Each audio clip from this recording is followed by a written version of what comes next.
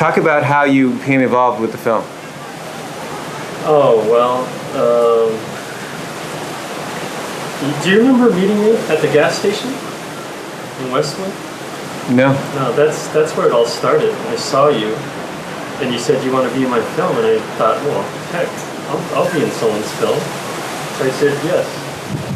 And then I didn't hear from you for a while. Then you tracked me down, and you said you want to be in it again. And then, I said, what's it about? And you said it's about me, you, and Aaron. And I was like, some kind of weird revenge plot was brewing or something. I freaked out, and I didn't want to do it. But then you pounded me at my front door, and you knew I was home. And you were pounding on the door. And this is what I've been wanting to tell you for so many years. Is the reason why I did it. Hold on a second. I don't think you should be talking in the second person. Oh, the thing that made me do it was he said it's going to be beautiful, and I opened up the door and let him in, and he showed me the storyboard and the budget and when I was going to film, and I thought, wow, this is really a real thing. And I said I got into it wholeheartedly, and plus the fact that he paid me $100 for his ecstasy too. I mean, there was no script, of course, so we had to reenact how we were back then, what we talked about, and that was easy for me because I talk about myself all the time, or I have tons of stories to tell, so I have no problem with that. And but when he asked me to talk about Aaron like in a loving way, like I did in real life, I had to basically talk about my girlfriend at the time.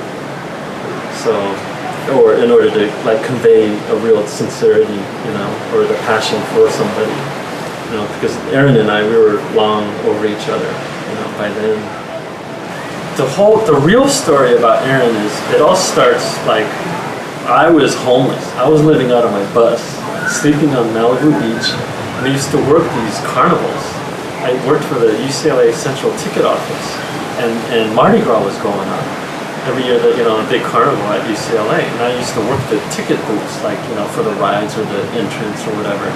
So I was working that week, and then I had some good acid, and I decided to take a trip, and I went to go see a couple of really trippy bands on campus at UCLA, and I was hanging out, and then there she was. I saw Erin, beautiful, green-eyed, brown-eyed, long brown hair, trippy looking, beautiful girl Erin, and this is a big secret actually, or story I don't think I've told anyone, but the reason why she got attracted to me, and she told me this later, was that I just asked her what her name was. Which, thinking about it now, that's what Kaveh says in the elevator. So. Anyway, but that night when I met her at UCLA, basically was like a Friday night, or it could have been like a Thursday night. So what you see in the film, like when Kaveh's, that whole build-up of trying to go out with her, and then they finally made plans to go out like that Saturday night, I had hooked up with her like that night before, or 2 nights before. So when she's all, you want to go, she asked me, do I want to go to a party with a friend? So I go pick Erin up, and we go to Kaveh's house, and I pick up Kaveh, her friend, and I'm like, I didn't know anything about all that build up, the whole elevator scene. So you asked, cut. I walk downstairs, and there's this girl sitting in the passenger seat of this truck, and she, as soon as I get out of my place, she starts pointing at me in her German accent, going, that is you, and I was like, what are you talking about?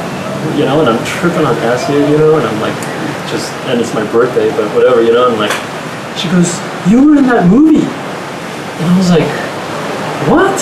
She goes, yeah, a little stiff, and I was like, what the fuck, how, and I was like, what, how'd you see it? She said seen it on German television, and I guess it played in German television, but the the neat thing about it was what she told me about the movie was that she said it was beautiful and it was like looking through a window.